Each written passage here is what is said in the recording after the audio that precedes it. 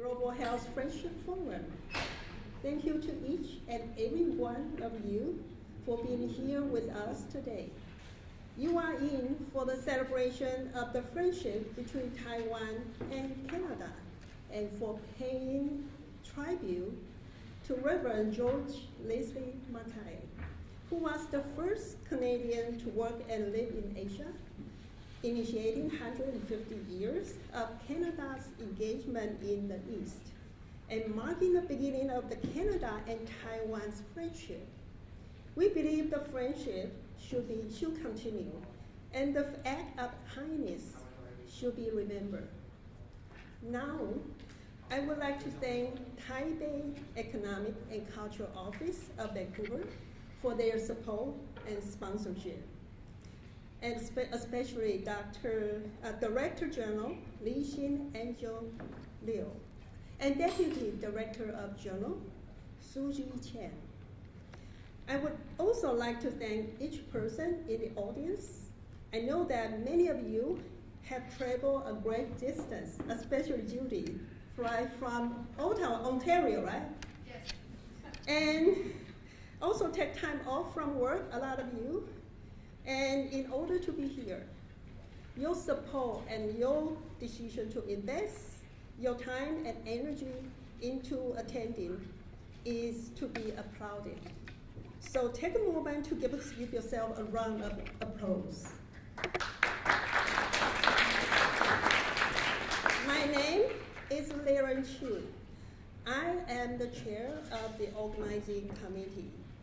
I would like to acknowledge the dedication and the hard work of our talented committee. Without them, this event won't be possible. Please stand as I call your name. William Tai, Carol Pan, our Kendall Hall, he will be here, he's a keynote. Okay, he is also part of the committee. Very, very smart and gentleman, is a doctor. Jenny Ling, Daniel Lee, he's our photographer. He will film the entire section. Tracy Lee. I would also have Justin Gao, Joseph Shea, and Alicia Chen. Unfortunately, they cannot be here. They work remotely for this event. After this event, we will make a very beautiful film and we'll broadcast it all over the world. So we need to do some work, not just very blunt, if you only do the live stream, sometimes it's very bloody. And so, all these people, how about a round of applause for their hard work? I know you are here for the main event, so I will keep this brief. We hope to advocate the global health of Canadians and address the importance of health for all, which is one of the Canadian core values. I teach this value to my students every time, every term. We understand the impact of health issues in one part of the world affect other parts. Taiwan's positive role was prominent in preparedness and global health response to pandemic.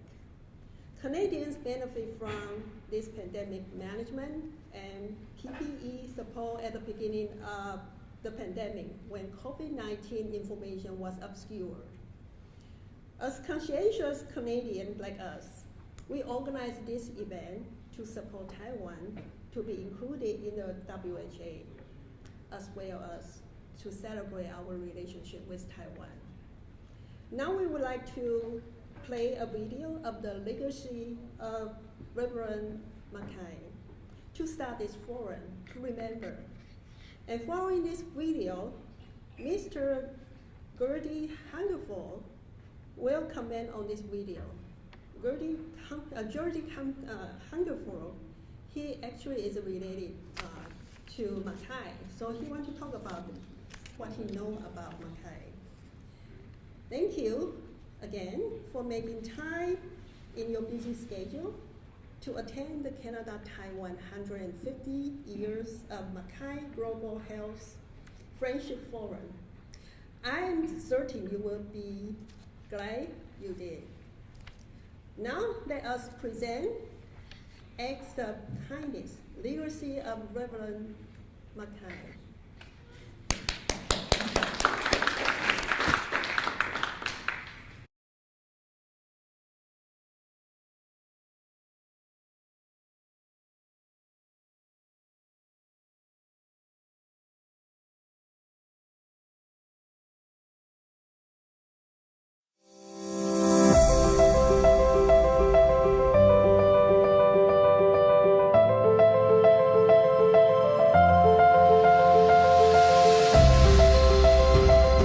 In the small village of Ambro, located in the Zora Township of Oxford County in Ontario, lies the only monument in the world that is erected in Roman-sized Taiwanese, amongst 3 other languages.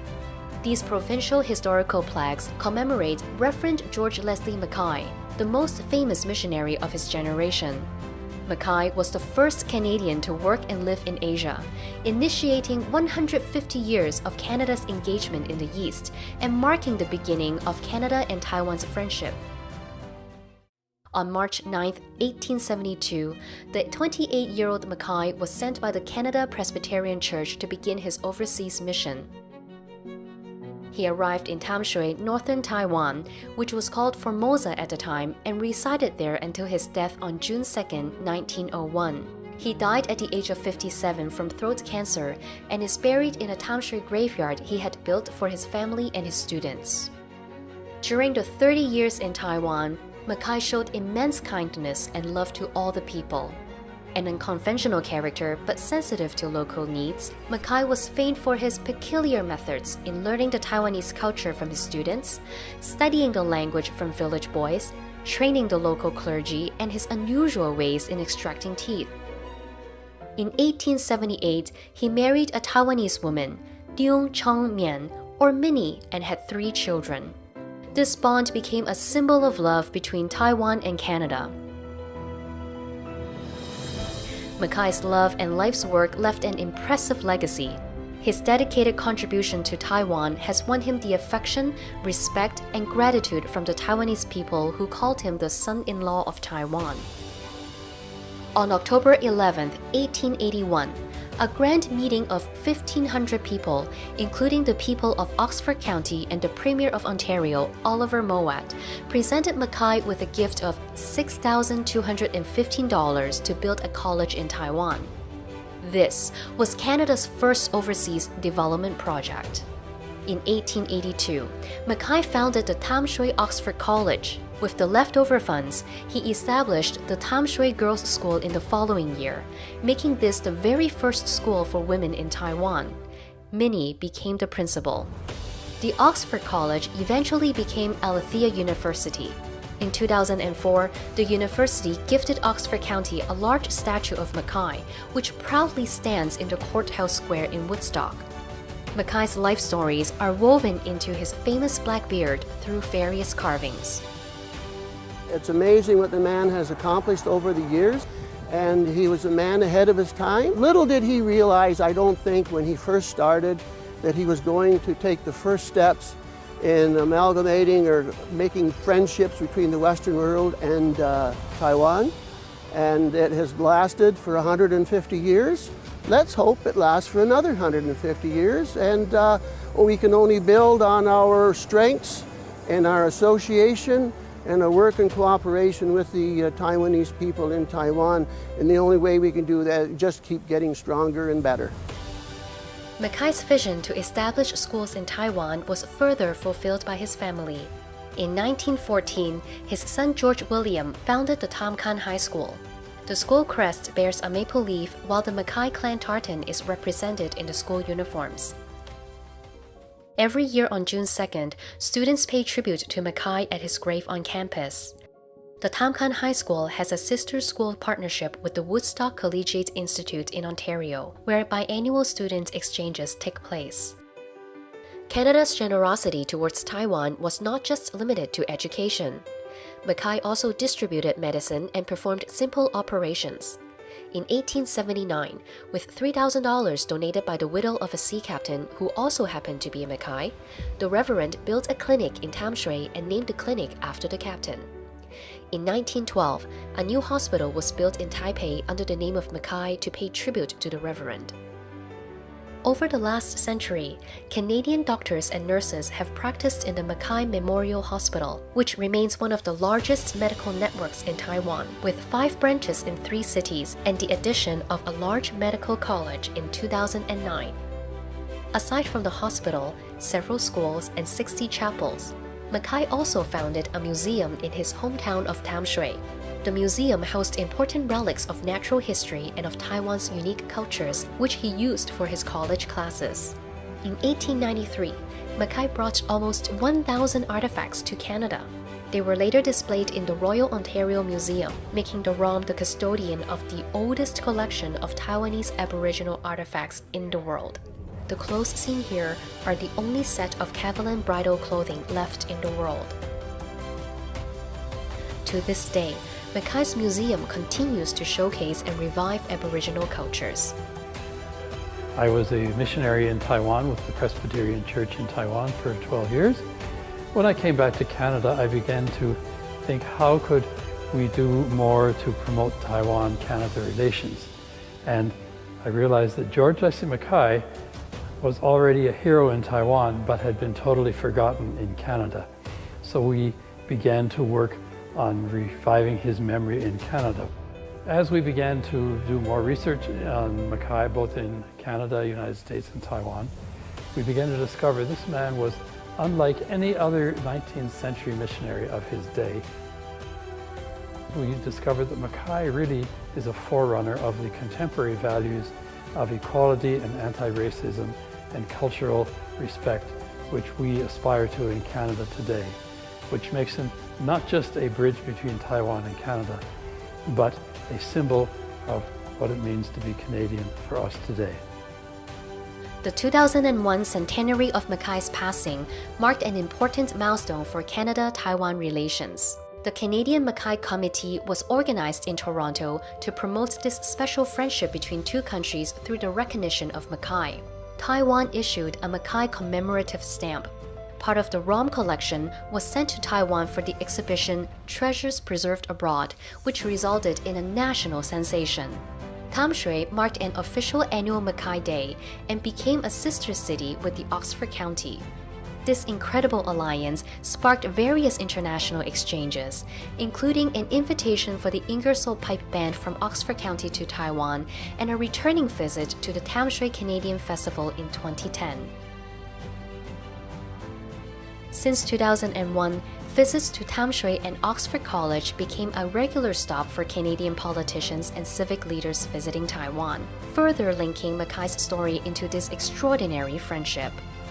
The Canada-Taiwan Parliamentary Friendship Group is the 2nd largest friendship group in Parliament after Canada and the United States. On behalf of the Canada Parliamentary Friendship Group for Taiwan, I bring you greetings from all of us, all the parliamentarians that so much love the Taiwanese people. In 2017, the Member of Provincial Parliament from Oxford County formed an annual recognition of Mackay in the Ontario Legislature. This special day is celebrated around Mackay's birthday on March 21st, with a reception for MPPs, Oxford County officials, Taiwan's diplomats, and the leaders of the Toronto Taiwanese community. This week would mark Dr. Mackay's 173rd birthday. All these years later, he's still remembered, not just here in Ontario, but throughout Taiwan as a hero. It is a friendship and a legacy that we will continue to celebrate. Today, Taiwan is a shining example of the values Dr. Mackay promoted so vigorously. It is a beacon of democracy, of pluralism and freedom, affording its citizens the freedom of press, of speech, and freedom of faith. I can say without any doubt that Taiwan is a genuine and reliable partner for Ontario and for all of Canada, a country that upholds the rule of law, a country that stands for democracy in a region of the world that could use more of it. People are often amazed at the gratitude expressed toward Mackay and Canada by the Taiwanese people, including non-Christians. Taiwan has celebrated Mackay with a Taiwanese opera, a Western opera, Taiwanese puppet plays, and even a Mackay anime. Not to mention local performances, musical compositions, and art exhibits that regularly pay tribute to this national hero.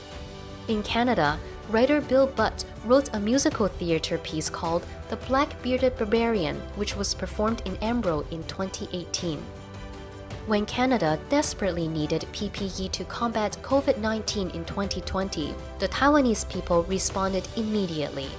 Over 2.25 million items like masks, PPE, and respirators were given to Canada by the government of Taiwan. The Mackay Memorial Hospital, the Tam Shui District, the students of Tam Kan High School, Taiwanese Canadian groups and individuals. Many of these donations specifically acknowledged Mackay. Taiwan and Canada have a strong bond because of Reverend Mackay. He was an example of love, kindness, and equality. Last year, we donated 150,000 masks to Dr. Mackay's hometown and hospitals in Ontario to express our sincere appreciation to Reverend Mackay for what he did for our people. 2022 marks the 150th anniversary of Mackay's arrival in Tam Shui. Commemorative stamps, calendars, exchange visits, academic symposiums, and exhibits are well into preparation to celebrate this significant milestone. Initiated by a noble Canadian and nourished by the kindness of both our peoples, we continue to celebrate this love, generosity, harmony, mutual goodwill, and beautiful part of history. For 150 years and counting, this long-standing friendship and remarkable bond between Taiwan and Canada will be deeply cherished and will continue to flourish into the future.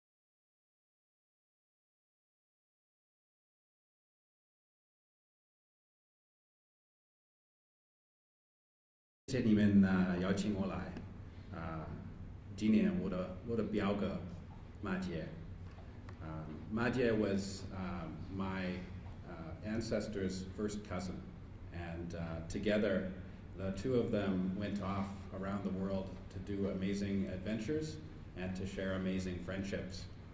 My ancestor came to Canada, and he married an Indigenous woman and practiced medicine.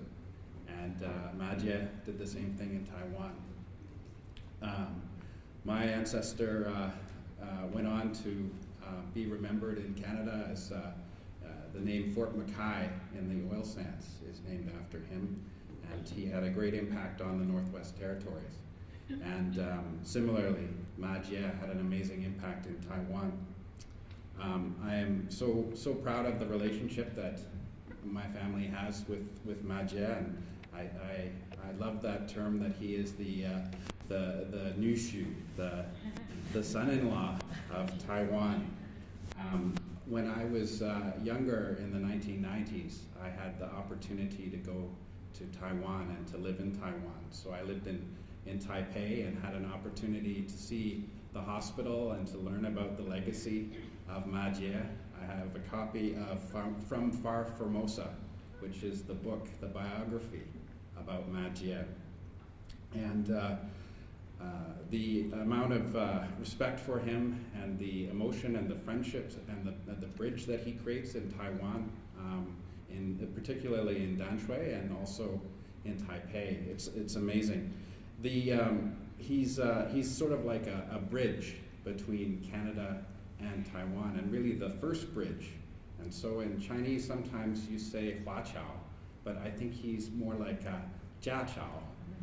He's that connection between Canada and Taiwan. And so I really thank you all for celebrating him. He had an amazing legacy as a a medical practitioner, as a reverend, and as a connector to Canada and Taiwan.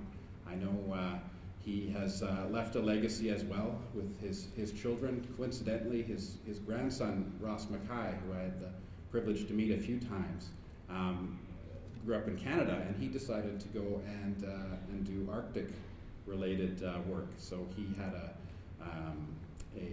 permafrost lab, which actually was in the same place where my ancestors came from, my Indigenous ancestors. So it's kind of an interesting connection back and forth. And so thank you again for celebrating a great Canadian and a great Nushu of Taiwan. Thank you.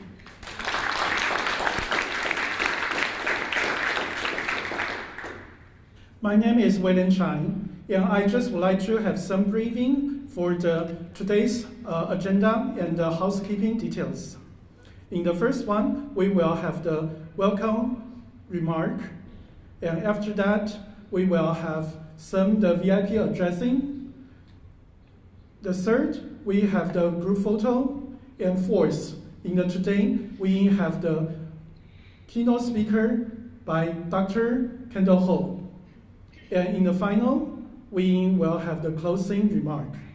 And right now, we are announced for the event is official opening. We are welcome for the TECO Vancouver, Ms. Li Xing Liu, Director General.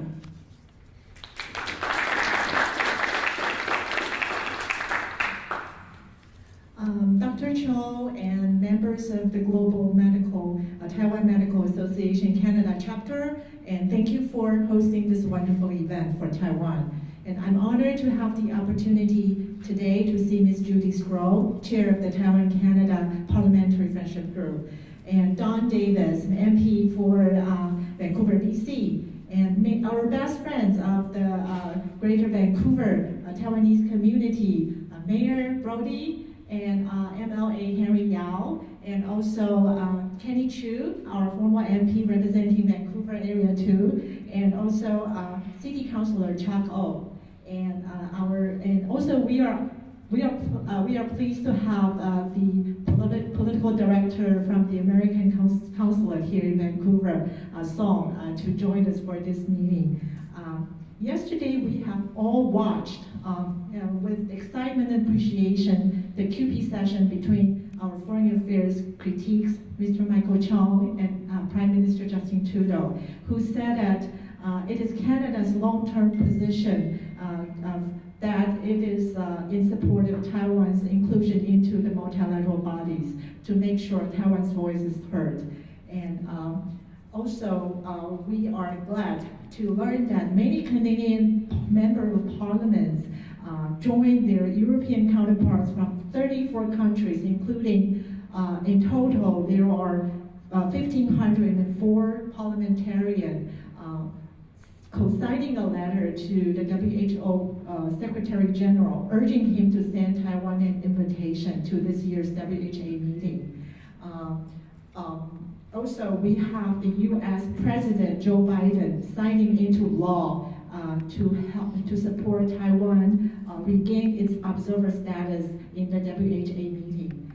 Moreover, we have G7 foreign ministers meeting, of which Canada is one of those, and release a communique, express its concern over the peace and stability across the Taiwan Strait, and also offer support for Taiwan's participation, meaningful participation in the multilateral global health body. And we have many more support, including support from the Slovakia, the Czech Republic, and Australia and Indo-Pacific Formosa clubs. And also we have support from Latin and Caribbean Parliament. And all of these support are so strong, although we have not gained the formal invitation letter from WHO yet. Despite all of these, we have learned and hear that Taiwan has been a great contributor to the global health community. COVID-19 has shown that how a global health crisis is not just only a threat to life, it can also be manipulated by bad actors to undermine democracy, human rights, and good governance. The multitude of challenges requires the international community to band together, and Taiwan stands at the ready as a responsible stakeholder. Former Vice President of Taiwan, Chen Jianren, just announced that the Taiwanese government will allocate $1.5 million for the global vaccine coverage at the second annual global COVID-19 summit led by the White House. And also, Taiwan will also continue to ensure that the continual provision of medical supplies, masks, and medicines, so that everyone around the world, especially the vulnerable populations, can be protected. All of this goes to show that Taiwan can help and Taiwan is helping. Last week, I had the honor and pleasure to attend a digital health conference hosted by the Vancouver General Hospital, during which I had a very pleasant conversation with some outstanding Canadian healthcare professionals who shared with me that Taiwan's performance in the global campaign against COVID-19 disease is well recognized, not only in Canada, but also all around the world. We are glad to hear that Taiwan should be given the space to contribute more, given this outstanding performance.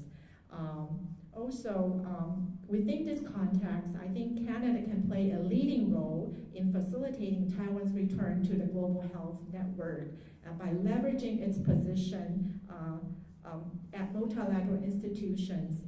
Canada's help will go a long way to ensure that Taiwan can work hand in hand with the rest of the world and to build back better as we enter the post-pandemic era. I would like to end my remarks by saying that your friendship and your staunch support for Taiwan's meaningful participation in the workings of WHO is important. By standing with Taiwan, you are defending one of the most important values of global healthcare, and healthcare is a universal right that should be accessible by all. Thank you.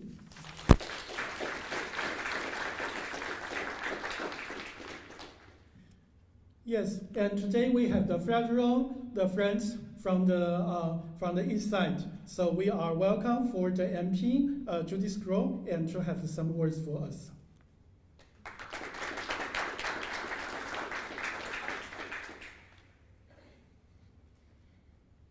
Thank you very much.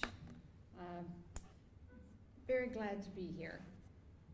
I have to say, when I see my colleagues here, especially my favorite colleague, Don Davies, absolutely a gem of a member of parliament.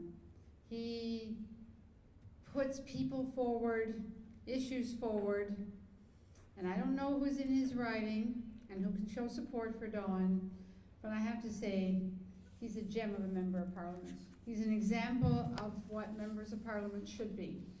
And you know, I'm talking as a liberal, and Don is not a liberal. Not yet. Not yet. Well, we would be really honored to have you, Don, I gotta say, because he's a fine, fine man, and I think that's what you want. I think that's what you want in elected officials. Right, Mr. Chu? That's what people want. Sometimes everybody does their very best for the policies that they represent. Sometimes we win, sometimes we lose, but I think we all get into political office with the very best intentions. And having the ability to talk about Taiwan is just a huge, huge honor for myself. Director General, it's wonderful to hear your words, and the fact that you have other elected officials here goes to show you that people know that Taiwan is a caring, compassionate community, and that's why we're here. As chair of the Parliamentary Friendship Group, I have been the chair for quite a few years, Don, and several times I have suggested that somebody else should take over, but that hasn't happened. And I have the great honor to be able to continue because I love the Taiwanese community, because I believe we share so much in line. We care about each other, we care about the world, and trying to make a better place, as we know with Dr. Mackay, Reverend Mackay, and what his intentions were. And so to come all the way to Vancouver with my husband Sam, with no issue at all, when I said, you know, it's a Taiwanese issue, I want to go because it is the 150th anniversary. We did not get the stamp that we wanted to see yet. Sometimes it takes a little bit longer, but that's a wonderful video. And we want to continue to pursue getting a stamp in Canada in honor of Dr. Mackay. And so my husband said, okay, no problem, I'll come. So we arrived a half an hour ago or so, and so again, I don't think I would have come all this way for anyone else. Well, I know I wouldn't have come here for anyone else other than the Taiwanese community. So I'm honored to join all of you to celebrate the 150th anniversary of Reverend Leslie Mackay. The past few years have shown all of us the importance of global health, sharing information and working together for the benefit of all. Dr. Mackay was miles ahead of us in understanding this need when he first arrived in Taiwan. He is a pioneer not only in medicine, but in international relations. We just need more of him in different places to do his magic of bringing people together. He's a pioneer in medicine, but in international relations, and the importance of shared knowledge. Reverend Mackay was the first Canadian, as we heard, to reside in Taiwan, the first spark of a relationship that now flourishes. And as the chair of the Canada-Taiwan Parliamentary Friendship Group for numerous years that I've been in Ottawa, I've been privileged to both contribute to and witness the bilateral friendship between our two nations. March 1st, I was able to stand in the House of Commons and deliver a statement in celebration of Dr. Mackay's contributions to healthcare and education. And just last week, I was delighted to celebrate Taiwan at Taiwan Night, hosted by Representative Chen in Ottawa. Here I found myself honored to celebrate Dr. Mackay's legacy and our friendship with Taiwan once again today, here in Vancouver. At the same time, we have to be strong to deal with the many challenges that we are all facing today. Dr. Mackay is famous for relieving human suffering, and more than a century ago, he taught his students to do the same. Over the past 2 years, the world has suffered from an unprecedented crisis related to the COVID-19 pandemic. Taiwan is one of the few places in the world that has successfully stemmed the spread of the coronavirus. They were a great friend to Canada in the beginning with support, information response, and procurement with PPE, and continue to be a great friend of Canada. Despite this proven leadership and its great efforts, Taiwan is still effectively locked out of the membership in the World Health Organization. Totally unacceptable, and that needs to be corrected. The WHO can recognize clearly that endemics can become epidemics, and epidemics, pandemics, very quickly, as we have seen. Disease and illness do not stop at borders, and they know nothing of citizenship, and certainly do not care about politics. Political implications should not be a factor when it comes to the benefit of global health and saving people's lives. It is unfair not only to Taiwan, but to every person in this world to neglect inclusion of any place that can make a positive contribution, share its experience and technology, and provide sound advice to our global health leaders, which is what Taiwan has done throughout this. Throughout the past century, we've been able to put a stop to some serious disease and illnesses through vaccinations. One of the reasons we are here today is because of vaccinations. Many people worried about how quickly these vaccines came about, but the reality is the expedient response was due to the advancements in technology we have seen globally with Taiwan and with other parts of our world. To the advancements in technology we have seen globally, research already being done on similar viruses, and most importantly, the sharing of information and research across the world. There is no reasonable justification for Taiwan's continued exclusion. Ignoring the interests of 24 million people serves only to jeopardize, not advance, our shared global health objectives and weaken our ability to effectively prevent any future health crisis. After 2 years of COVID-19, millions of lives are still continuing to be at stake.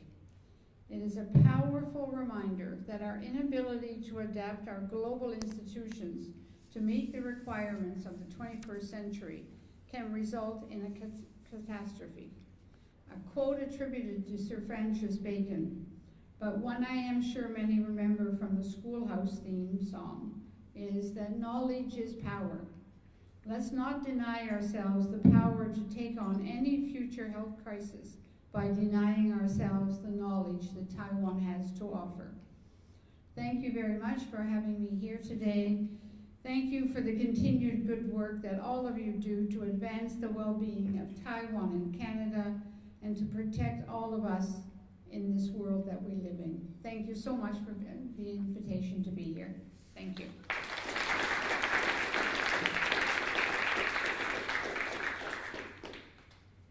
We also have our old friends, MP Don Davis, in here.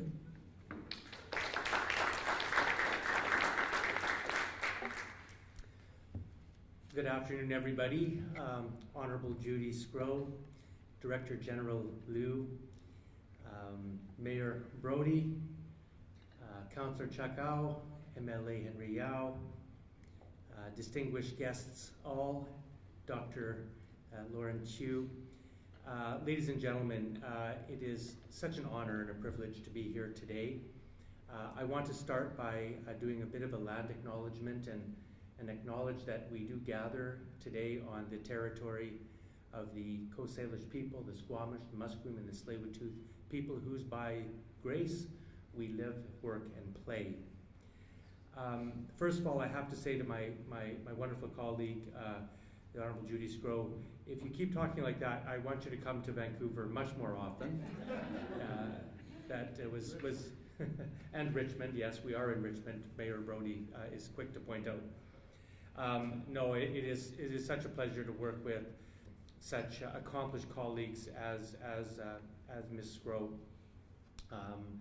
You know, many people think in Parliament that we spend all our time disagreeing and arguing, and that's true that we do some of that, but what never is really portrayed to the media is how much cooperation and how much positive work and how much friendship actually exists in the House of Commons. And I can tell you there is nobody who's a greater example of that type of politics than my colleague, Honorable Judy Scrow. So thank you for that leadership.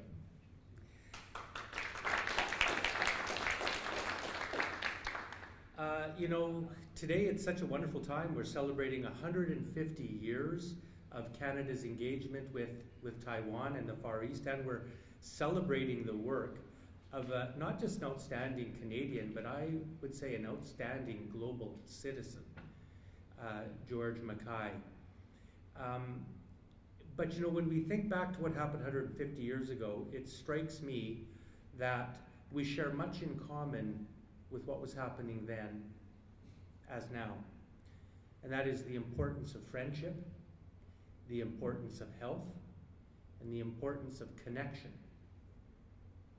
I think we all recognize that, and this wonderful video shows that we carry on the work of outstanding people who came before us, and we build on what they started many decades and centuries ago. You know, at one time we recognized that access to health care was only for the wealthy. If you had enough money, or if you were a member of a certain elite, you could get access to health care.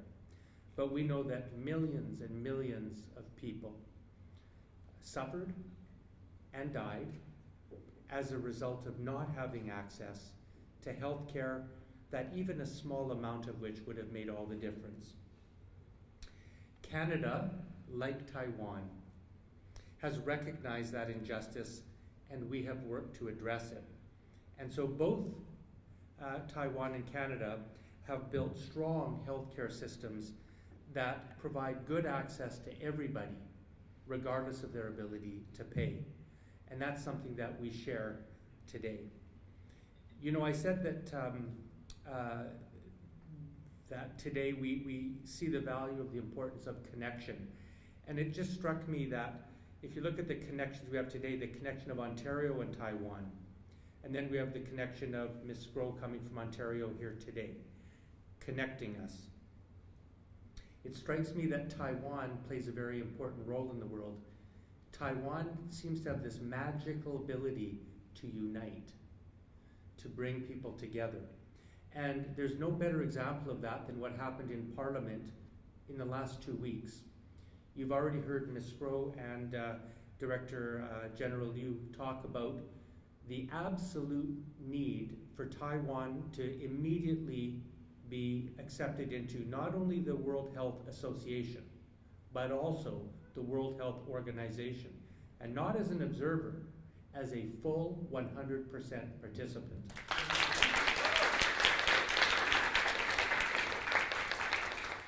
And I should have mentioned former MP Kenny Chiu here, and what I'm about to say brings in the value of the Conservatives' contribution to this, because at the Health Committee, where I sit, 2 weeks ago, the Conservative lead on that committee, Michael Barrett, introduced a motion at the Health Committee where the Health Committee passed a resolution to call on the Government of Canada to push for Taiwan to be accepted into the WHA and WHO. The debate lasted about 10 seconds, and we took a vote, and it was unanimous. All parties supported it. And that motion was then brought to the House of Commons, where it was introduced so that we had the entire House of Commons, all 338 MPs, and that was passed unanimously. Every single MP supported it. So again, it just shows the power of Taiwan to unite and connect, because we're talking about values and principles that go far beyond politics. We're talking about principles that bind us as human beings. Health knows no borders. Equality knows no borders. Respect for everyone, as Reverend Mackay showed, knows no borders. These are universal values that I think Taiwan embodies and is in many cases a leader in the world in showing us the importance of that.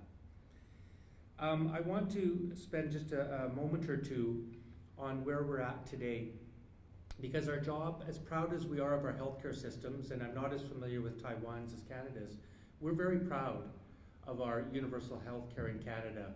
Every Canadian can go to a doctor or a hospital and get the care they need without regard to their ability to pay. And poll after poll shows that that is one of the things of which Canadians are most proud. It binds us together.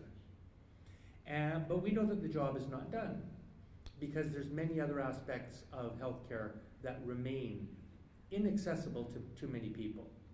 And I'm talking about pharmacare, so access to be able to purchase medicine, dental care, mental health care, eye care, auditory care are still things that we do not have universal coverage for.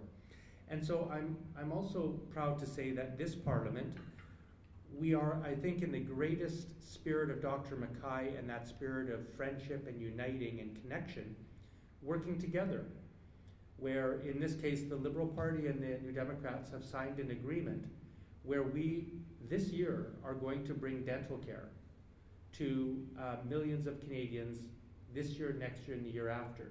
And we're also working on pharmacare over the next 36 months. So this is the kind of recognition that transcends politics. I think we all agree on these things. Everybody, no matter what your political persuasion, believes that everyone has the right to access to healthcare and to be well. And we don't want that to be determined by the size of your bank account. It's really a human right. And that's where I'd like to end. When I think of countries that stand as beacons on the world stage to champion human rights, democracy, the rule of law. I don't think I can think of a better example of a jurisdiction that stands up and models that to the world than Taiwan.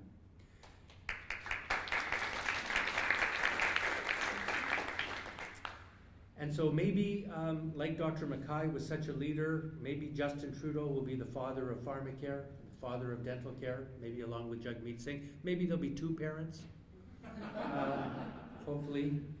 And I invite the Conservatives in because we can have three parents in this modern world now.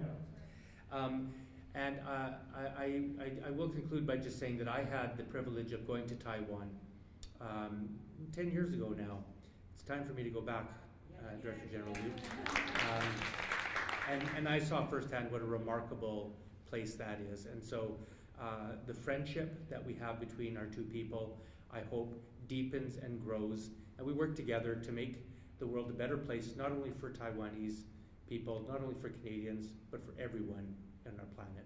Thank you very much.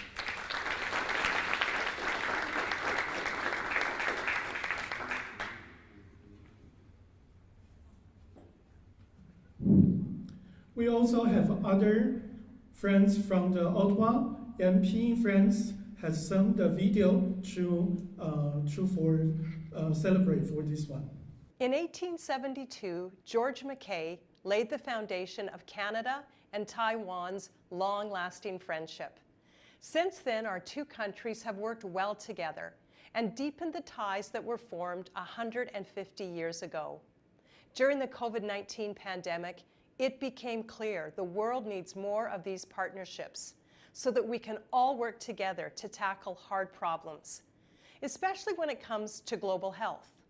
Canada has been incredibly blessed by our relationship with Taiwan, and Conservatives want to see those benefits shared with the entire world. Taiwan has shown strength and steadfastness over the years and has met the challenges of the pandemic with tenacity. They have worked to uphold the values of freedom, democracy, and human rights.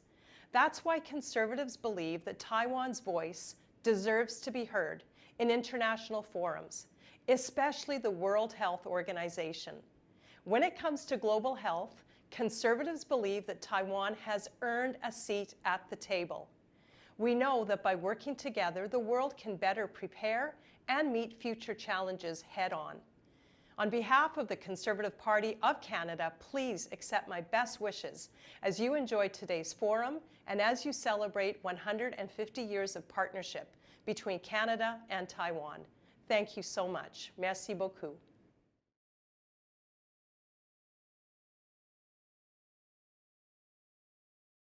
Pleased to wish the entire Taiwanese community in Canada a happy 150th anniversary of the Mackay Global Health Friendship Forum. Reverend Mackay moved to Taiwan, learned the language, built schools, hospitals, and friendships roughly 150 years ago. And ever since, people have been honoring this legacy by coming together to discuss the same issues and objectives that he advanced when he was helping the local population so many years ago. So for all those participating, I wish you a wonderful forum. Let's continue to build the Canada-Taiwan friendship based on our shared values of democracy and freedom and goodwill to all. Thank you. Hi, I'm Michael Cooper, Member of Parliament, and it's an honor to join you virtually at the Canada-Taiwan 150 Years of Mackay Global Health Friendship Forum. Reverend Mackay, as the first Canadian to live and work in Taiwan, laid the groundwork for friendship and cooperation between Canada and Taiwan. Friendship and cooperation that continues to this day. Canadians and Taiwanese are enriched by our ongoing interactions with each other, for which we all benefit from. That is especially true in the area of global health and global health security, in which Taiwan has been a prominent international leader. That was evidenced by Taiwan's leadership during COVID-19. Canadians appreciate the support that Taiwan provided Canada, including providing critical PPE to frontline health workers at the beginning of the pandemic. It is imperative that Taiwan be able to participate in international forums and organizations, including the World Health Organization and at the World Health Assembly, something that I will continue to advocate for. That is in the interests of not only Taiwan, it's in the interests of global public health and global health security, because there's many lessons that Taiwan has to offer the world.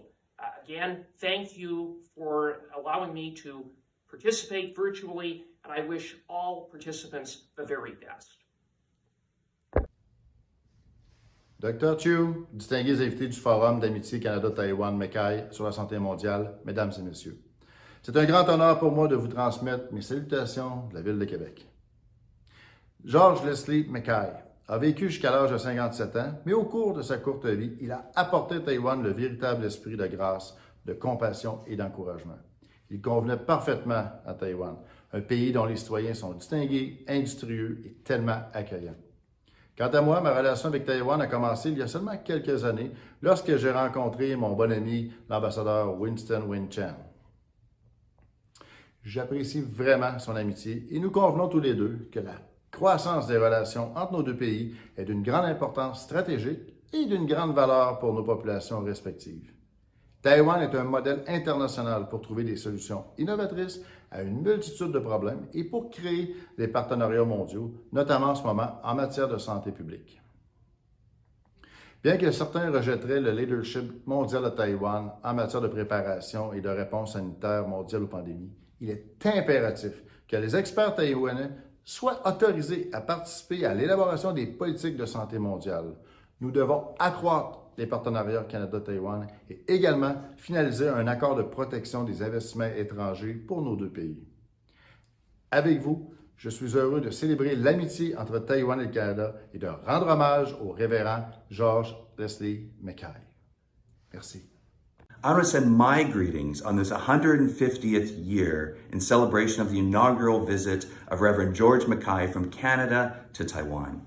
It started a remarkable friendship that has continued over the years, even as we saw during COVID, the bounce of products back and forth between our two countries. It's something I cherish deeply. I'm wearing Reverend Mackay's tie today, but something all Canadians should celebrate in this 150th year.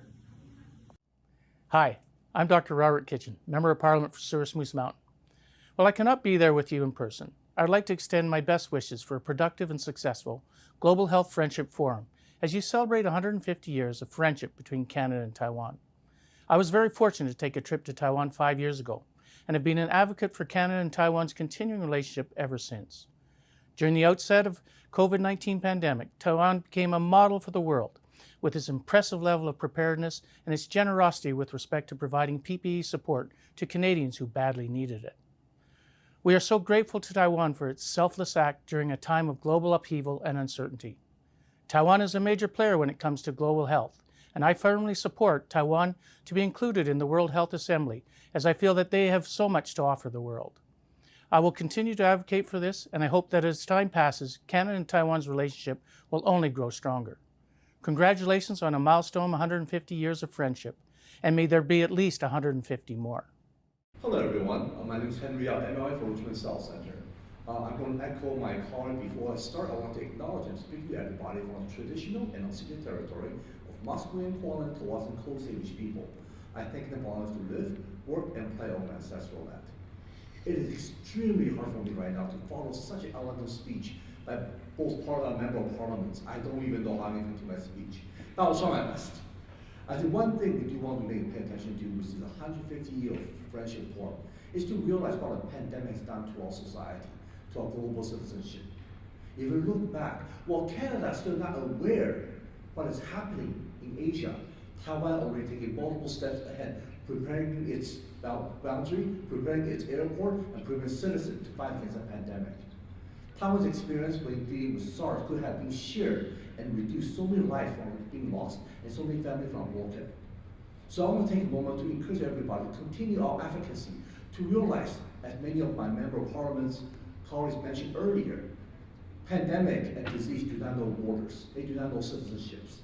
When it comes to fighting against future disasters and health crises, we must come together, remove any kind of potential political boundaries, and really find ways to form collaboration, cooperation, and strength and resilience so we can better protect humanity, citizens, and everyone else so we can stride forward and really find a way to stay united.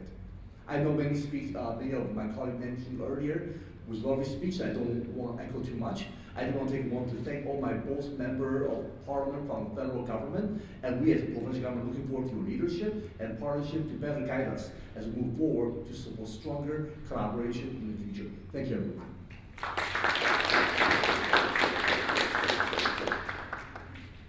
Yes, in here, this city is city of the Richmond. So we have the very good, very old friends, Mayor Malcolm Bowdy, to have some words. Well, good afternoon, everyone.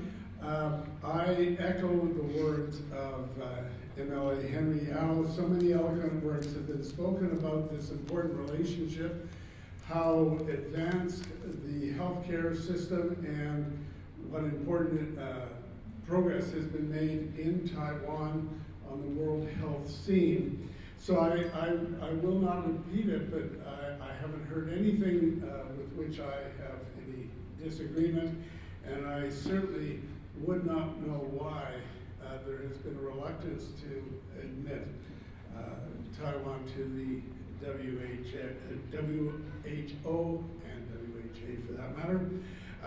So, having said that, to me, I want to dispel for them, especially for the people here, when I keep hearing and seeing that word Vancouver. I just want to remind you that he's from Richmond, he's one of our MLAs. The MPs have very graciously come to the city of Richmond, and we welcome you. Now, many of you, not just our MPs, but many of you come from outside our city. So let me just take a minute to tell you a bit about it. This is really important, and this is why it is so appropriate that you have this Global Health Friendship Forum right here in the city of Richmond, because we have won international recognition for the health of our citizens and our city. It is a fact. This isn't just me giving you hyperbole. It is a fact that the citizens, the residents of Richmond, live the longest, on average, of the citizens and residents anywhere in Canada.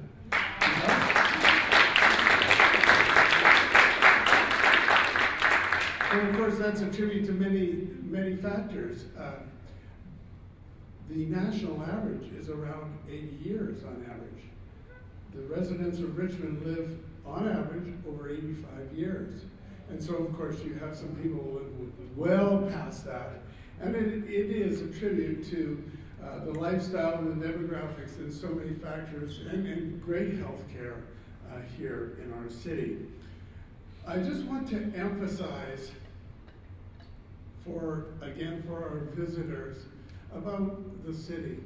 This is not just one of the healthiest cities in the country. It is also one of the most diverse cities in the country. I, as a Caucasian male, am in the vast minority in our city. And that's one of our real strengths, is the fact that we welcome people from all over the world to come to the city of Richmond and to live here and have their careers and their families right here in our city. So I do hope for those of you, particularly for those of you who are from out of town, that you take some time. Take some time to sample the shopping experiences that we have in the city. Look at our recreational opportunities, and I'm going to tell the MPs this. You've got to know this. We have the best restaurants anywhere. And again, you think that's just you think that's just hyperbole, but it's not. We have bar none the best Chinese restaurants. Many of them from Taiwan. Outside of China, we have the best Chinese restaurants in the world. And so please, for our visitors, take some time, go and visit one of those or a couple of those restaurants. You will not regret it. So thank you for inviting me here, and I'm, as you can tell, pleased to have a few words about the city of Richmond. But I would talk more extensively about the healthcare in Taiwan, but it's been covered so extensively. That's a very important factor for the entire world, what Taiwan has done, as Henry Yao said, particularly the leadership that was shown during the COVID pandemic. It was absolutely exemplary. They showed everybody else how it should be done. And many lessons were learned from Taiwan during that period of time. So thanks for having me. We hope you have a wonderful conference in the city of Richmond.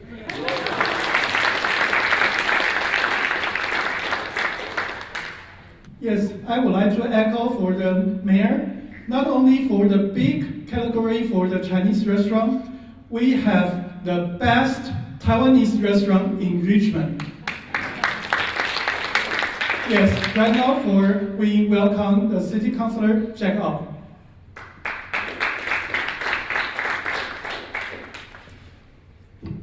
Yes, thank you very much. I'm Chuck Au. I just want to echo what Mayor said. Welcome to Richmond. Thank you for choosing Richmond to be the venue for your conference today. I just want to give some more information about what Malcolm said. To be exact, the life expectancy in Richmond is 85.7 years, 85.7.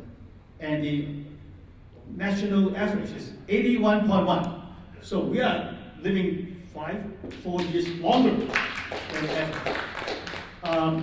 When I look at the story of Reverend Mackay, I'm so impressed.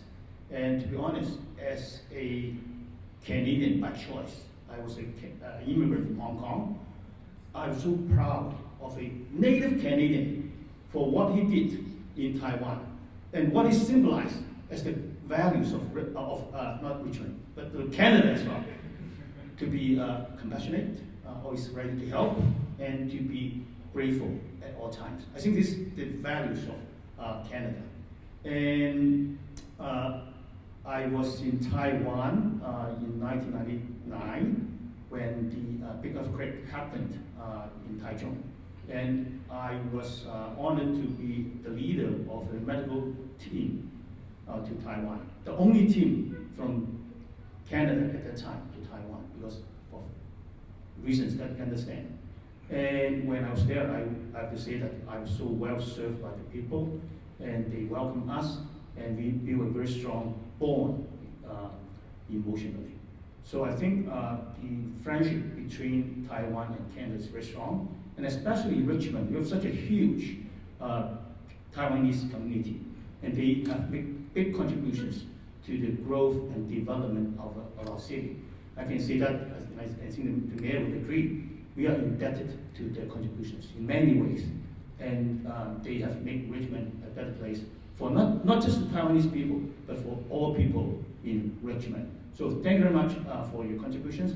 I would like to wish everybody a good time, a long weekend, and also a successful forum. Once again, thank you.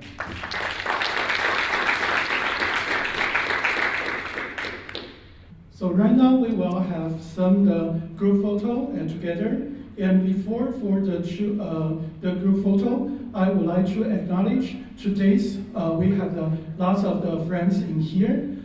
在今天我们接下去会照一个团体照。那除了团体照之外呢，那我们跟大家一起来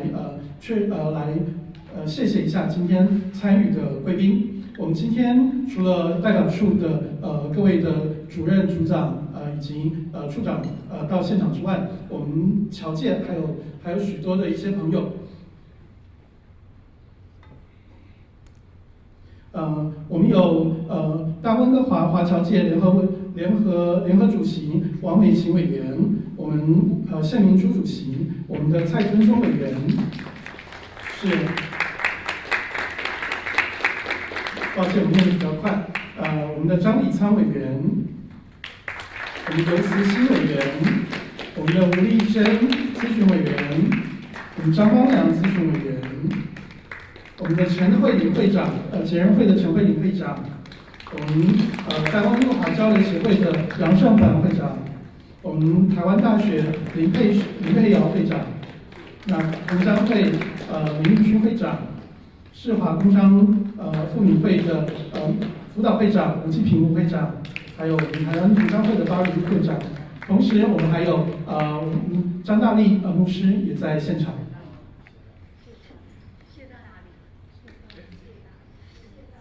谢大力，抱歉。OK， 那接下去我们就来个团体大合照，然后我们接下去我们就是Dr.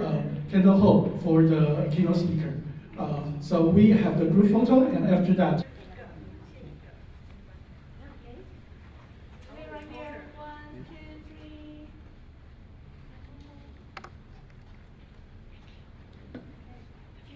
Okay, look here.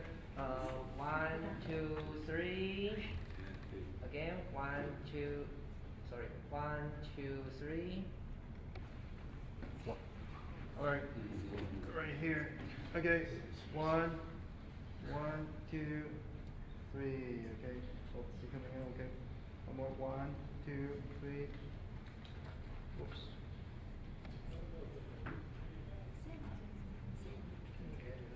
Okay, one more.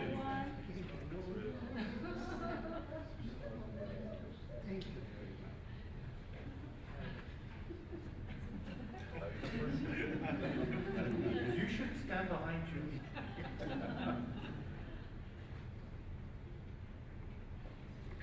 Mayor Brody made me hungry.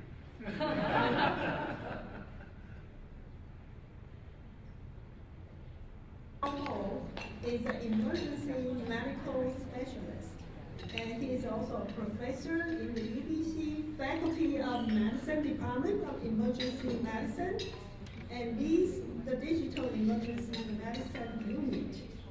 He is the medical director of BC Ministry of Health, HealthLink BC Virtual Physician Program. He conducts digital health research in home health monitoring, data analytics, virtual care, and raising digital health literacy. He is a member of the Health Canada Scientific Advisory Committee on Digital Health Technologies, National Research Council Medical Device Research Advisory Council.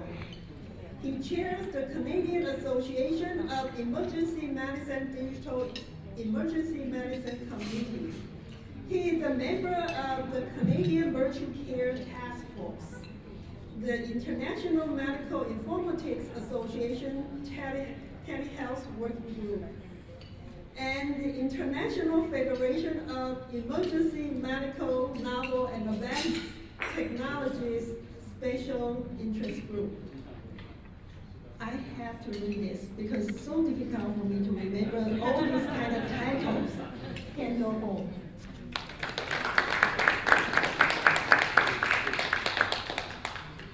Thank you so much.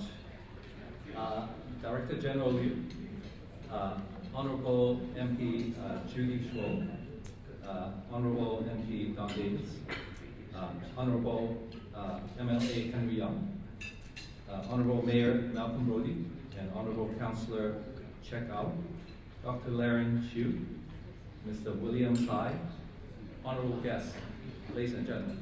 It's such a pleasure and honor for me to be here. I'm so delighted to be invited to be here to celebrate 150 years of Taiwan and Canada relationship built through Dr. and Reverend Mackay. And it's my distinct honor to be here. Thank you. I'd like to thank the Global Taiwan Medical Alliance for inviting me to be here. I also want to thank Tracy because she'll be helping me to advance the slide. So maybe we'll go to the next slide. It's incredible. Next slide, please. Yeah, it's incredible that we're here to celebrate Dr. Mackay. And that video really demonstrates not only the kindness that he displayed to go to Taiwan and serve the population there, but his dedication to education, to open schools, and also to open a clinic and do minor surgeries in Taiwan to serve the population is exactly the spirit of health for all. It reflects the spirit of Taiwan, who really makes the universal coverage for all their citizens, and also reflects the value of Canada in our health system. We want to make sure that, as MP Don Davis said, it's not how thick your wallet is that you get to see a doctor, get to see a nurse, get to see health professionals. But the fact is, it's a human right in Canada. So I really want to thank Dr. Mackay to really lead that road and the bridge towards this collaboration. And in fact, next slide please. What he did back in 150 years ago to where we are today in our health system is really about at the moments that you and I suddenly have a health crisis. When you and I, with our child, with the first fever and vomiting at 6 months old, or when we're lying in bed for no good reason, suddenly our chest starts to feel uncomfortable. Those are the times that our health system kicks in. Those are the times that we need to know how our health system will help us. Those are the very moments that Health for All is not just a logo, it's not just a saying, but it means what it means to us. And so how do we deliver that care in Canada? How do we deliver that care in Taiwan? What I'd like to do next slide is that I'd like to share with you a little bit about what my experience as an emergency doctor for 30 years, but also as a researcher in digital health, using your mobile phones, using your computers, using your text messaging. How can we use that as opportunities to support each of us in our moment of health needs? And so what I'd like to do is just talk a little bit about the digital health, and not only about some of the things that we're currently doing in Canada, but I also want to tie right back into what is developing rapidly in Taiwan, the advantages and the wonderful things that they're doing there, and how can that be a bridge for us to actually collaborate as we move forward in digital health with Taiwan. First, I'd like to give a bit of a context. We live in British Columbia. The geography, the size of British Columbia is 11 times the size of Taiwan. But in terms of population, we only got 5 million population. Compared to 24 million population, we're only about 20% of the Taiwan population. So immediately, you can sense that despite the fact that we all believe in health for all, there's a difference in how we can deliver that type of health services. Next click, please. In Canada, some of the context that define our health system, next click, is about the fact that there are differences in urban, regional, and rural. That red dot, that includes Vancouver and Richmond and the whole Lower Mainland, 2 million population. The rest, it populates for the rest of the province. And so with that geography, how do we deliver care in emergency, in primary care, in specialty care, in urban, regional, or rural locations? Also, how, especially when a person faces urgency, how do we deliver that? How can we use emergency medicine as a venue to support our patients? And also the equity of not just access, but equity of quality of access of care. How can we do that in that context? And finally, how do we also have to achieve cost effectiveness? It's not about your wallet, it's about how our health systems support each one of us. So I'll explore some of those and look at digital health as a venue for that. Next slide, please. Thank you. There's a paper in 2017 in New England Journal of Medicine talking about digital health virtual care. And they talk about 3 ways that technology can support us. One is about health professionals getting together, peer-to-peer, so we can support each other. Second is directly using computer, using mobile phone, using text messaging to serve our patients. And then the third is when the patient uses their devices, your mobile phone so that you can track your heart rate, your watch so that you can track your rhythm, and your little thing on the belt so you can track how many steps. And then we as health professionals support you as a patient, as a person, so that we can share that data. And so before COVID, telehealth or digital health is maybe about 10%. 1 in 10 doctors would do it. And so I was one of those researchers who was trying to say, hey, this is going to be helpful. But of course, COVID changed everything. Since March of 2020, we switched from a health system that's about 90% face-to-face to a health system by June in 2020 in Canada, 70%, 7 out of 10 patients would have experienced at least one episode of telehealth or using technology to see a doctor. And by now, it's about 90%. Rapid change. And how do we introduce that? I'm going to share with you a little bit about emergency medicine, how we do it. And it's one part of the health system, and there's a larger part of the health system. And I'm very fortunate at that time I was engaged by Ministry of Health so that I can be the medical director of the HealthLink BC 811. So I'll speak a little bit about that. Thanks. So virtual care or digital health really is a game changer. Now, in the journey of emergency, I don't know how many of you, or you have accompanied a friend or yourself went to emergency. Yeah, there are primarily, thank you, there are primarily 4 phases. One is before you go to emergency.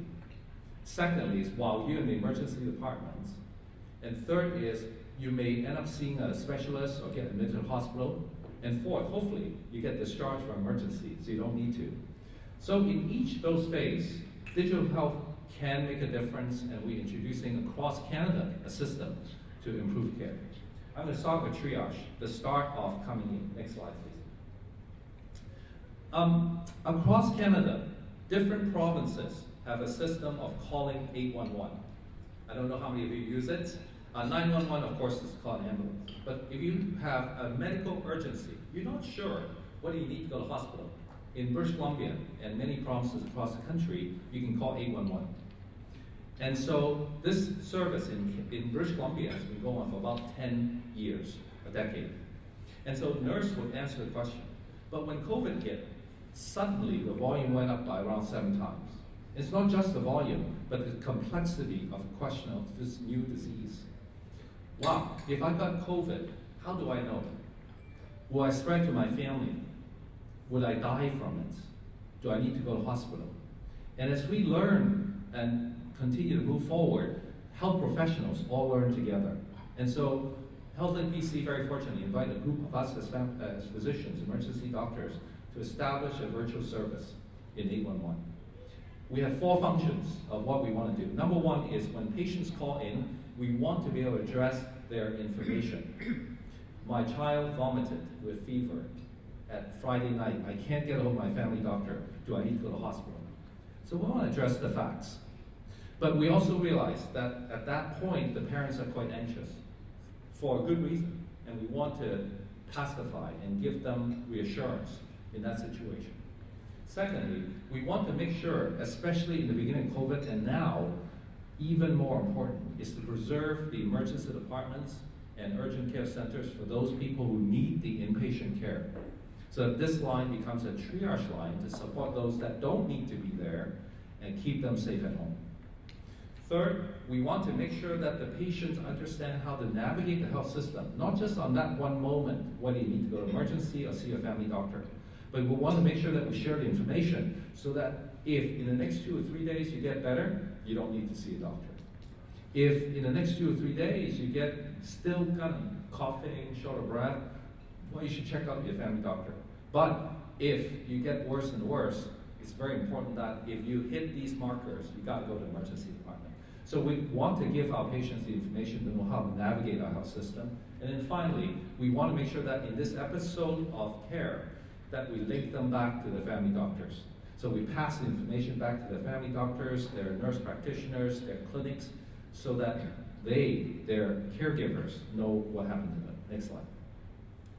And so we started service in April 2020, And so we found that 2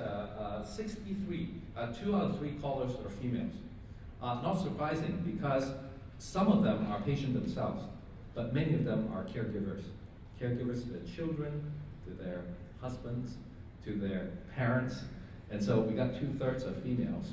And of course, you can see that from 0 to 5 years old, 0 to even 15 years old, usually it's a parent that calls in. So you get the distribution of service. And then on that side, we have 5 geographic health authorities. They're evenly distributed throughout the province. So this service is for every patient in every corner of the province that they can reach us. And then you can see some of the more common health concerns: GI problems, one of the associated with COVID, respiratory problems, neurology, etc. Next slide. Every patient that the nurse saw, if the nurse felt that they need to see a doctor within 24 hours, they will refer the patient to the virtual doctors ourselves. For them, because historically there wasn't a physician, they had to send the patient to emergency, to urgent clinic.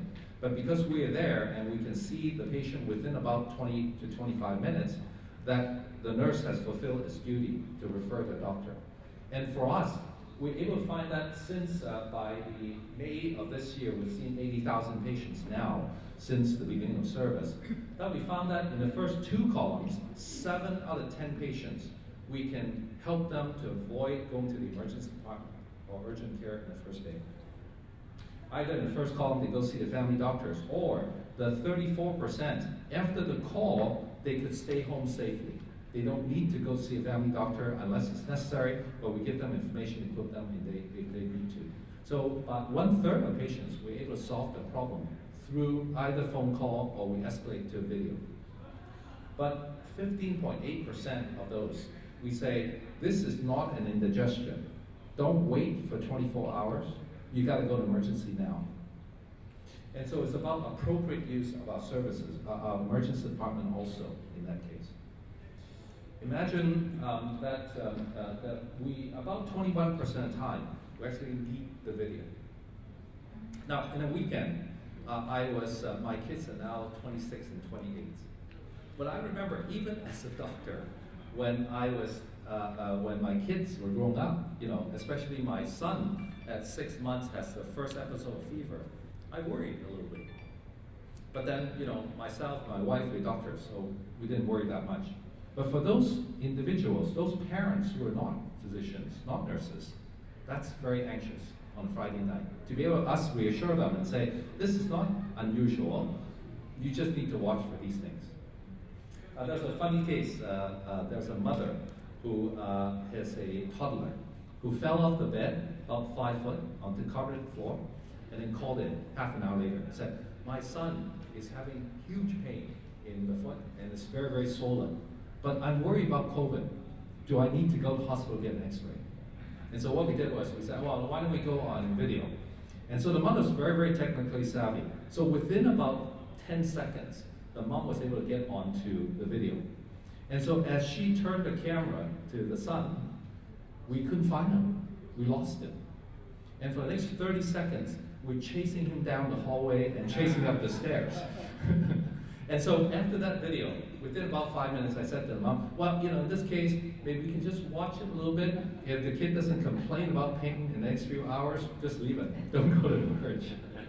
And so that's the power of the video. It's not just a phone call, but that image for me to be able to connect to our patients.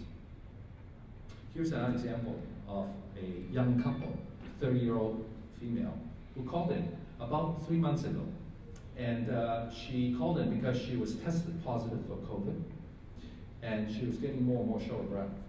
And so the husband called in. And so they were very smart. They got a what we call oximeter meter. It's to measure the amount of oxygen in the finger. And they found that whereas normally all of us are about 95, 96% above, for her it was above, hovering about 95, 94. But for the day that she called in, it dropped about 90%, and in fact hovering about 89%. That's very abnormal. And so he called in and said, do we need to go to hospital? I gotta tell you, at that moment, when we connect with video, I was privileged because they invited me to their homes. It was very clear that they're not calling to ask whether the wife needs to go to hospital. They're calling because the husband's asking, is it serious? Will she need to go to ICU? Will she ever come out of the hospital?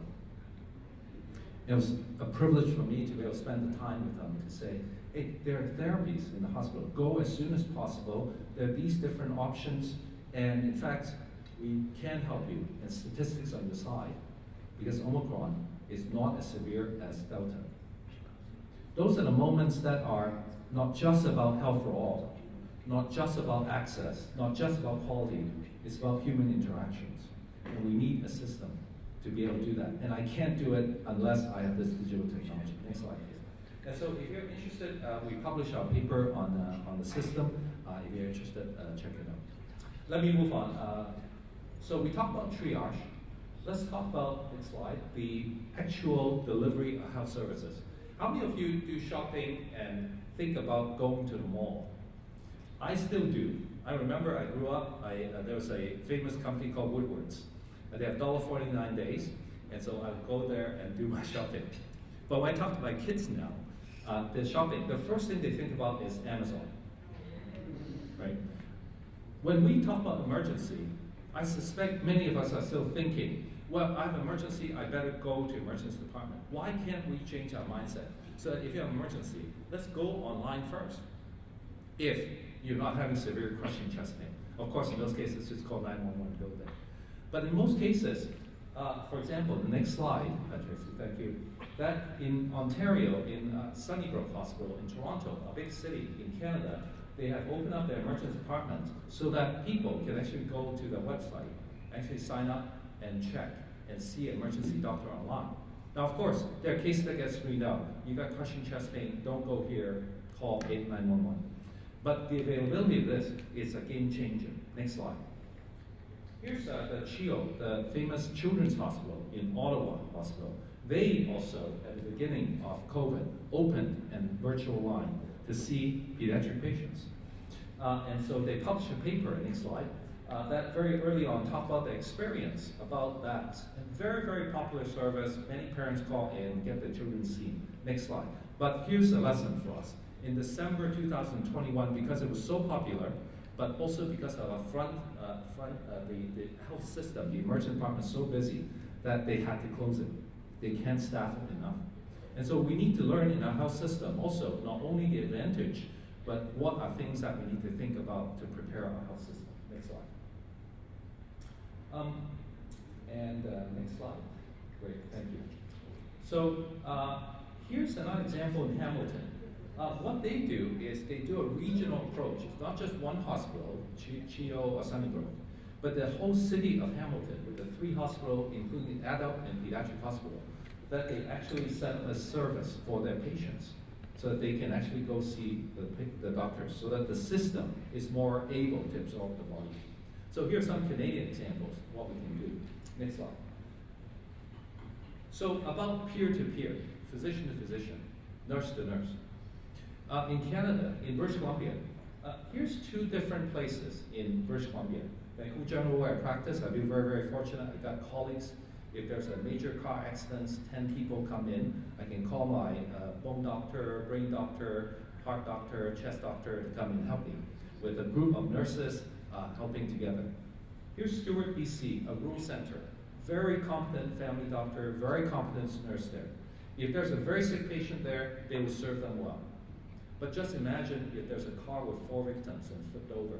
4 people going to the emergency department. Overwhelming. Next slide.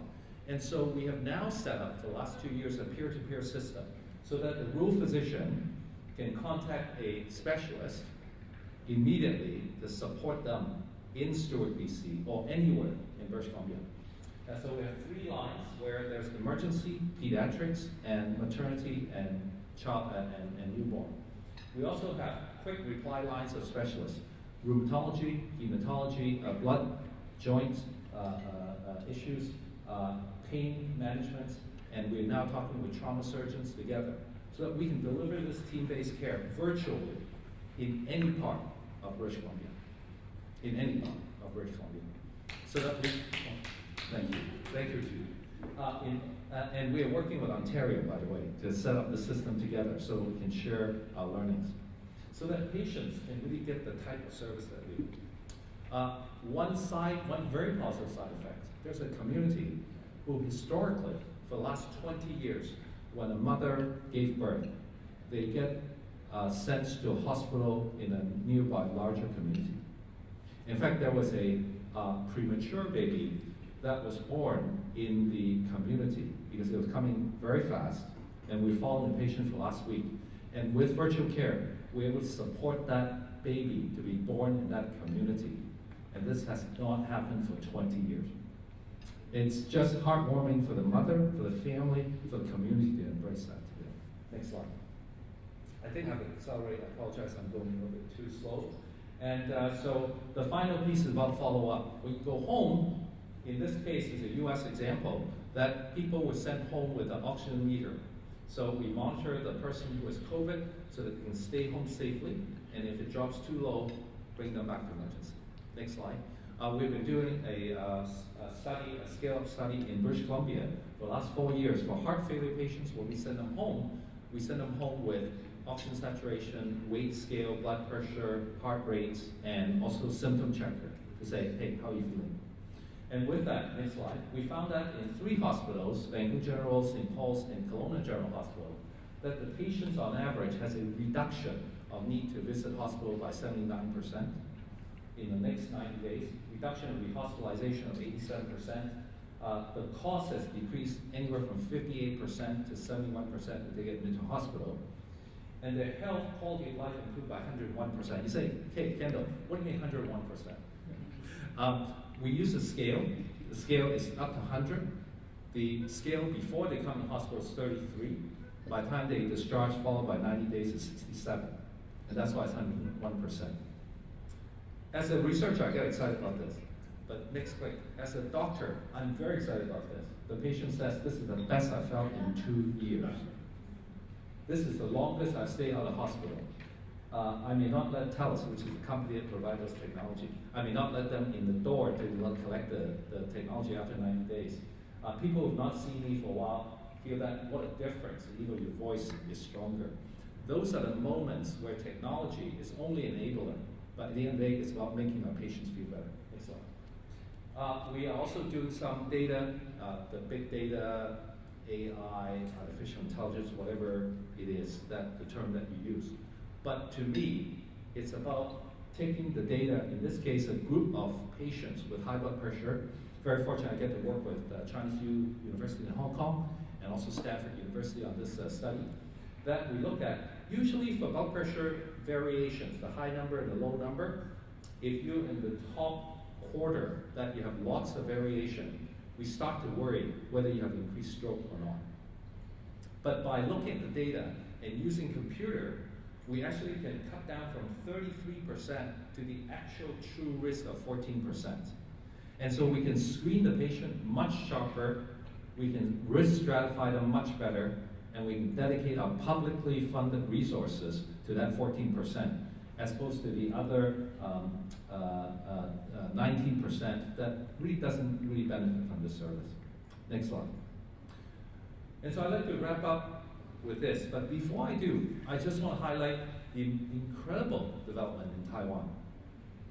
In COVID, it demonstrates the actual effectiveness of the Taiwan system, not only the healthcare system that provides 99.9% of universal health coverage through the national health insurance. And with the COVID management, despite the fact that there are 23 million people, they kept a very low number of 390,000 people getting infected and just slightly more than 900 deaths throughout the pandemic. And they did it by several really important areas. First, they have a database and they keep track of all their patients. 2, they have a digital fencing tracking system so that they can actually follow patients who might be infected and then actually track them getting better. And that data, again, come back to the digital health system. They have a National Health Insurance Express app anybody can use that can track the viral immunization or antiviral immunization. When you get immunized, they can track you. They know how many population have got immunized. They also have a very robust telemedicine system and coupled with the electronic health record exchange so that every patient can be seen and the data go back to their record. And they also, because of this system, they were able to equitably distribute the rapid antigen test so that people who need it will get it, and the equity of getting that to them. And so it's incredible, the opportunity for us in Canada to learn from Taiwan. And I really appreciate Director General Liu and Assistant Director General Chen went to our conference, the Technologies in Emergency Care Conference last week, so that you can see our Assistant Deputy Minister and Associate Deputy Minister and also senior leaders of Vancouver Coastal Health had a good time and have some discussion about how do we in the health system collaborate, and also to continue this relationship. At the end of the day, ladies and gentlemen, Dr. Mackay, what he stood for, it's about the bridging of Canada and Taiwan. What he stood for is how do we bring health and education to citizens. What he stood for is providing a clinic for access of care. These are the values that Taiwan values. These are the values that Canada values. Health for all, equity of health, and how do we do that together? The next slide, and emergency departments. Emergency care really is a bridge between patients at home and hospital. And next click, and if we can develop the system of virtual triage, real-time virtual support in the telehealth use, home monitoring so that they can be safely recovering, and the data and records so that we can track our patients. This is the very essence of digital health that will keep us in British Columbia safe, keep us Canadians safe, and work with Taiwan and understand the excellence of their technology. How can we work together on this? Next slide. Thank you very much for your attention. I appreciate it. I apologize for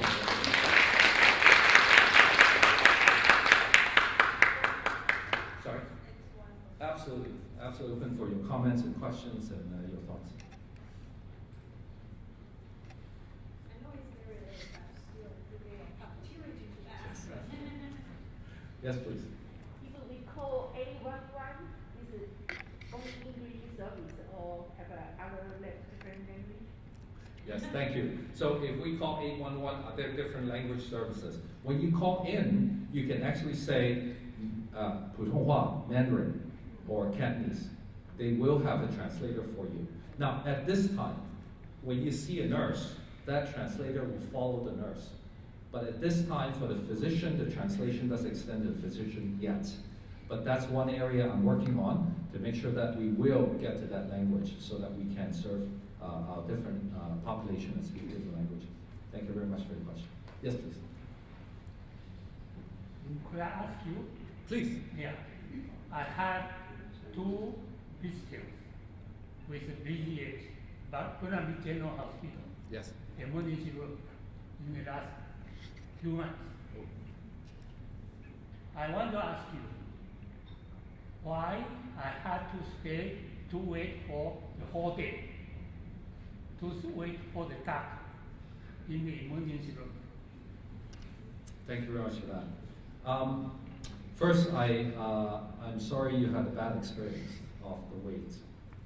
Secondly, I don't know your condition, so I don't know why you end up needing to wait that long. What we try to do in emergency medicine is to try to provide the service that you need. And sometimes for some people, depending on you waiting for the emergency doctor, and it's based on the severity of your disease. I hope that if someone had heart attack, that they won't wait, they just go right in. But if someone with different conditions that may be able to wait, that will prioritize those that have more severe disease. So I don't know whether that was one reason. And then secondly, if we were to refer someone to a specialist, sometimes in the community, it may take, 1 week, 1 month, 6 months to see a specialist.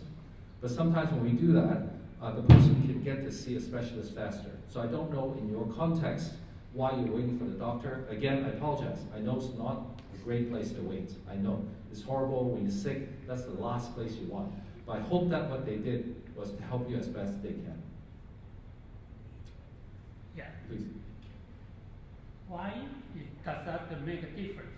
If I call 911 or my wife took me to the hospital. Thank you.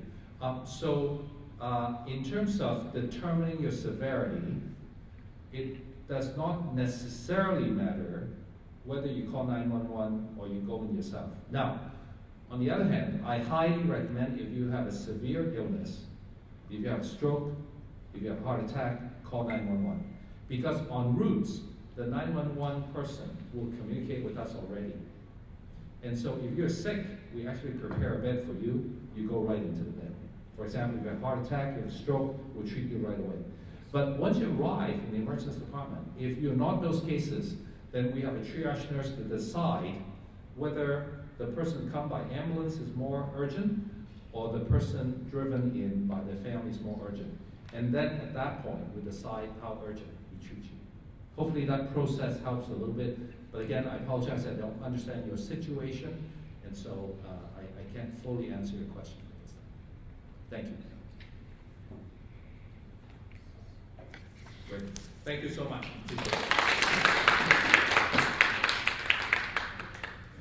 It's late, so I need to give a quick closing.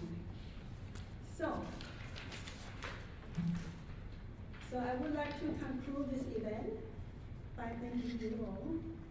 We still continue to stay here. This is quite a long time. And we received message from our officially elected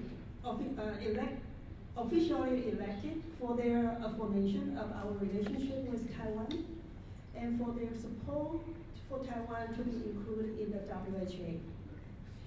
We agree in this event we can further our relationship through dialogues and collaborations. We know the world is still in the middle of a pandemic.